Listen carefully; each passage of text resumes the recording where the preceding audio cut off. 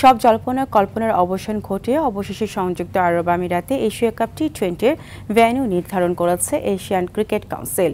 ঢাকায় অনুষ্ঠিত হওয়া 2 দিনের বৈঠক শেষে এই সিদ্ধান্ত জানায় সংস্থাটি। এর আগে এই বৈঠক নিয়ে ছিল সংশয়। ভারত, ওমান, আফগানিস্তান ও শ্রীলঙ্কা এই বৈঠক বয়কটের ডাক দিয়েছিল, কিন্তু পরবর্তীতে এই দেশগুলো যোগ দেয়।